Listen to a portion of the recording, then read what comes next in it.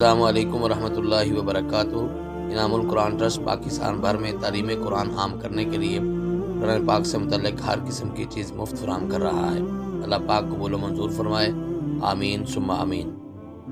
نحمده ونصلي ونسلم على اشرف الانبیاء والمرسلین، اما بعد فاعوذ باللہ السمیع العلیم من الشیطان الرجیم من همزه ونفخه ونفثه ولقد یسرنا القرآن للذکر فهل من مدکر، اور یقیناً ہم نے قرآن کریم کو نصیحت حاصل کرنے والوں کے لیے آسان کر دیا ہے، تو کوئی ہے جو اس سے نصیحت حاصل کرے؟ حاضرین، سامعین اور ناظرین کرام، انعام القرآن ٹرسٹ پاکستان کے زیر اہتمام اللہ رب العزت کے فضل و کرم سے ترجمۃ القرآن کا یہ 40 روزہ شارٹ کورس جاری ہے، جس کا آج ہم 37واں سبق پڑھنے جا رہے ہیں۔ ہمارے سبق کی ترتیب میں پہلے 2 حروف آتے ہیں، تو آج کا پہلا حرف ہے حل۔ حل کا معنی ہے کیا۔ حل اتاک حدیث الغاشیہ، ارشاد باری تعالی ہے کہ کیا آپ کے پاس ڈھانپ لینے والی چیز کی خبر نہیں آئی ہے، یعنی قیامت کی خبر آپ کے پاس نہیں آئی ہے۔ اور دوسرا حرف ہے حاشا۔ حاشا کا مطلب ہے پناہ میں آنا، حاشا للہ ما ھذا بشرا۔ مصر کی خواتین نے جب حضرت یوسف علیہ السلام کو پہلی بار دیکھا تو وہ دیکھتی ہی رہ گئیں اور کہنے لگیں کہ اللہ کی پناہ، یہ تو کوئی انسان نہیں ہے بلکہ یہ تو کوئی بڑا معزز فرشتہ ہے۔ اور ہمارے سبق کا دوسرا حصہ ہے اردو اسماء۔ تو پہلا اردو اسم ہے بشر۔ قرآن کریم میں یہ اسم 37 بار استعمال ہوا ہے۔ ارشاد باری تعالی ہے قل انما انا بشر مثلکم، کہ اے پیارے پیغمبر صلی اللہ علیہ وآلہ وسلم آپ فرما دیجئے کہ بے شک میں بھی تمہاری طرح ایک انسان ہوں۔ یہاں پہ ہمیں یہ بات ذہن نشین کر لینی چاہیے کہ تمام قوموں کے اندر ہمیشہ سے یہ مسئلہ رہا ہے کہ جب بھی وہ کوئی ما فوق الفطرت چیز دیکھتے ہیں، ایکسٹرا آرڈینری چیز دیکھتے ہیں، تو اس کے بارے میں یا تو وہ کہتے ہیں کہ یہ جادو ہے، یا وہ کہتے ہیں کہ یہ کوئی جن یا فرشتے کا کمال ہے، یعنی کہ انسان کا شاید یہ اپنے اوپر احساس کمتری ہے کہ وہ کچھ زیادہ کرنے کے قابل نہیں ہے۔ لیکن یہ یاد رکھیے کہ اللہ رب العزت کا یہ قاعدہ اور قانون ہے کہ اگر انسانوں کی ہدایت مقصود ہے تو اس کے لیے انسانوں میں سے ہی ایک پیغمبر ذیشان بھیجا جائے گا، تاکہ وہ اس قوم کے سامنے اپنی عملی زندگی پیش کرے، تاکہ وہ ایک عملی نمونہ پیش کرے کہ یہ ہے وہ دین کہ جس پہ میں آپ لوگوں کو دعوت دے رہا ہوں، جس کے مطابق میں آپ کو چلانا چاہتا ہوں، تو میں خود بھی اس پہ عمل پیرا ہوں۔ تو اگر وہ کوئی فرشتہ ہوگا، وہ کوئی جن ہوگا یا کوئی اور مخلوق ہوگا، تو انسان تو یہ اعتراض کریں گے کہ آپ تو انسان نہیں ہیں، آپ کو تو وہ حاجات اور ضروریات نہیں ہیں جو عام انسانوں کو ہیں، تو آپ تو یہ سارے کام کر سکتے ہیں، بھلا ہم کیسے کریں؟ اس لیے اللہ نے انسانوں میں سے ہی پیغمبر بھیجے۔ حضرت آدم علیہ السلام جو کہ ابو البشر ہیں، تمام انسانوں کے باپ ہے، تب سے لے کے 1,24,000 پیغمبر سارے کے سارے انسانوں میں سے ہی آئے۔ ہاں البتہ یہ ضرور ہے کہ وہ ایسے عظیم الشان انسان تھے، ایسے بشر تھے کہ ان جیسا کوئی نہیں تھا۔ حضرات گرامی، دوسرا اسم ہے خالق، جو کہ قرآن کریم میں 11 مرتبہ استعمال ہوا ہے۔ اللہ خالق کل شیء، اللہ ہر چیز کا خالق ہے۔ اور تیسرا اسم ہے یوم یا ایام۔ یوم واحد ہے اور ایام اس کی جمع ہے، جس کا معنی دن ہے۔ قرآن کریم میں یہ اسم 288 مرتبہ استعمال ہوا ہے۔ وَتِلْكَ الْأَيَّامُ نُدَاوِلُهَا بَيْنَ النَّاسِ، اللہ رب العزت ارشاد فرماتے ہیں کہ یہ دنوں کو ہم لوگوں کے درمیان پھیرتے رہتے ہیں، یعنی کبھی کوئی خوشحال ہوتا ہے، کبھی کوئی تنگ دست ہو جاتا ہے۔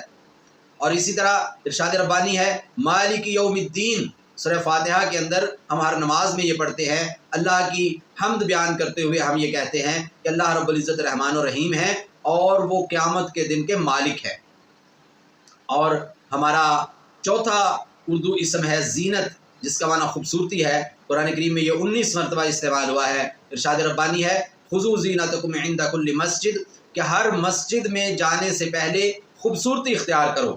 اور یہاں پہ وہ لوگ کہ جو مسجدوں میں جاتے ہیں آج ہماری بدقسمتی یہ ہے کہ مسلمانوں کی اکثریت کا تعلق مسجد سے بہت کمزور ہو چکا ہے. کبھی کبھار جاتے ہیں، دن میں ایک آدھ بار جاتے ہیں، یا کئی دن گزر جاتے ہیں نہیں جاتے، صرف جمعہ پڑھنے کے لیے تھوڑی دیر چلے جاتے ہیں، یا شاید کئی تو ایسے ہوں کہ جو مہینوں نہیں جاتے ہیں.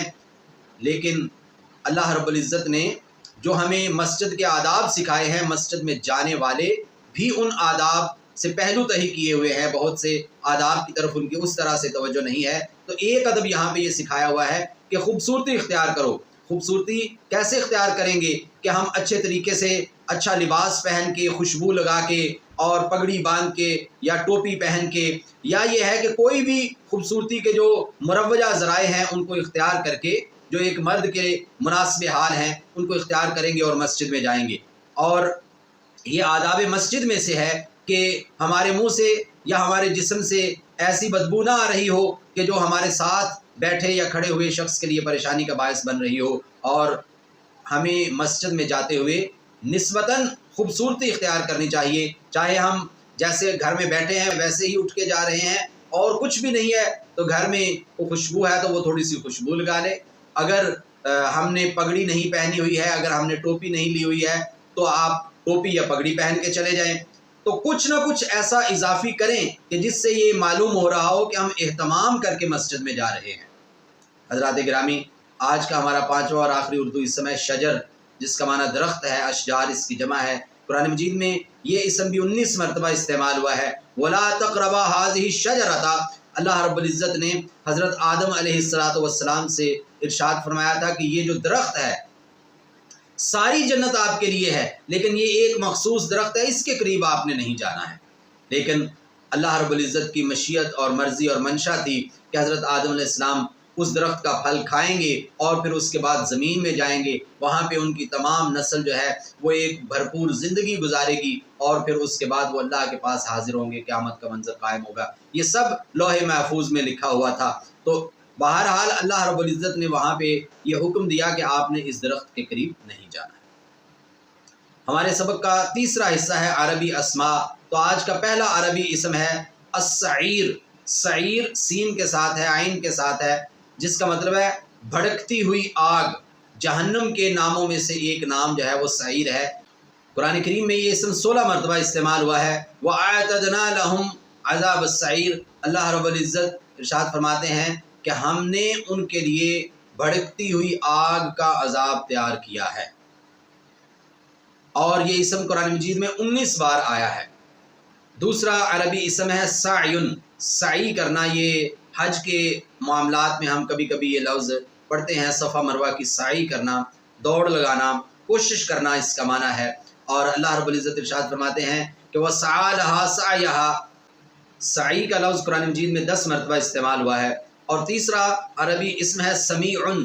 سمیعٌ کا مطلب ہے سننے والا، اور قرآن کریم میں یہ لفظ 39 بار آیا ہے. اللہ کے صفاتی ناموں میں سے ایک نام بھی ہے ان اللہ سمیع علیم. بے شک اللہ تعالیٰ سب سے زیادہ سننے والے اور سب سے زیادہ جاننے والے ہیں. اور چوتھا عربی اسم ہے سواء. سواء کا مطلب ہے برابر. قرآن کریم میں یہ اسم 26 بار استعمال ہوا ہے. ان الذین کفروا سواء علیہم اانذرتہم ام لم تنذرہم لا یؤمنون. اللہ رب العزت قرآن کریم کی ابتدا میں سورہ بقرہ کے اندر ارشاد فرماتے ہیں کہ بے شک وہ لوگ جو کافر ہیں ان کے لیے برابر ہے کہ آپ ان کو ڈرائیں یا نہ ڈرائیں، وہ ایمان لانے والے نہیں ہیں. یعنی کہ بعض ایسے لوگ ہیں کہ جن کے دلوں کے اوپر اللہ نے مہریں لگا دی ہوئی ہیں ان کی بدعمالیوں کی وجہ سے، اور وہ کبھی بھی ایمان لانے والے نہیں ہیں. اور ہمارا 5واں اور آخری عربی اسم ہے سیئات. یہ جمع ہے اور واحد ہے سیئۃ، جس کا معنی ہے برائی. اور قرآن کریم میں یہ اسم 57 مرتبہ استعمال ہوا ہے. ان الحسنات یذہبن السیئات. اللہ رب العزت کا بہت ہی مہربان قاعدہ یہ ہے کہ بے شک جو نیکیاں ہیں وہ گناہوں کو ختم کر دیتی ہیں. نیکیوں کا اپنا فائدہ تو ہے، ان کا ثواب تو ہے، لیکن بہت سی نیکیاں ایسی ہیں کہ جن کی وجہ سے ہمارے کیے گئے گناہ بھی مٹ جاتے ہیں. ہمارے سبق کا آخری حصہ ہے عربی افعال. اور آج کا پہلا عربی فعل ہے اہتدا یہتدی، جو کہ قرآن مجید میں 40 مرتبہ استعمال ہوا ہے. فمن اہتدا فانما یہتدی لنفسہ. رب کائنات ارشاد فرماتے ہیں کہ وہ شخص جو راہ ہدایت اختیار کرتا ہے وہ دراصل اپنے لیے یہ راہ ہدایت اختیار کر رہا ہے. یعنی کہ اگر کوئی سیدھے راستے پہ چلتا ہے تو اس سے اس کا بھلا ہونے والا ہے، یہ اس کا فائدہ ہے۔ اللہ رب العزت کو آپ کی عبادات کی، آپ کی نیکیوں کی ضرورت نہیں ہے۔ اگر کوئی شخص عبادت کر رہا ہے، نیکی کر رہا ہے، اللہ کو راضی کرنے کے کام کر رہا ہے، تو وہ اپنی بھلائی کے لیے کام کر رہا ہے، وہ جنت حاصل کرنے کے لیے کام کر رہا ہے، وہ اللہ کا تقرب اور قرب حاصل کرنے کے لیے یہ کام کر رہا ہے۔ اور دوسرا عربی فعل ہے اختلف یختلف، اختلاف کرنا، اور یہ فعل قرآن مجید میں 35 مرتبہ استعمال ہوا ہے۔ ارشاد ربانی ہے وَمَا اخْتَلَفَ الَّذِينَ أُوتُوا الْكِتَابَ إِلَّا مِن بَعْدِ مَا جَاءَهُمُ الْعِلْمُ بَغْيًا بَيْنَهُمْ، کہ یہ جو یہود و نصارہ ہیں، یہ جو اہل کتاب ہیں، انہوں نے آپس میں اختلاف نہیں کیا مگر علم کے آ جانے کے بعد، جب ایک ایک چیز ان کو کھول کے بتا دی گئی تھی، تمام نشانیاں بتا دی گئی تھی، یہ بتایا گیا تھا کہ ایک آخری پیغمبر آنے والے ہیں، لیکن اس کے باوجود انہوں نے آپس میں اختلاف کیے۔ تو یہ کیوں انہوں نے کیا؟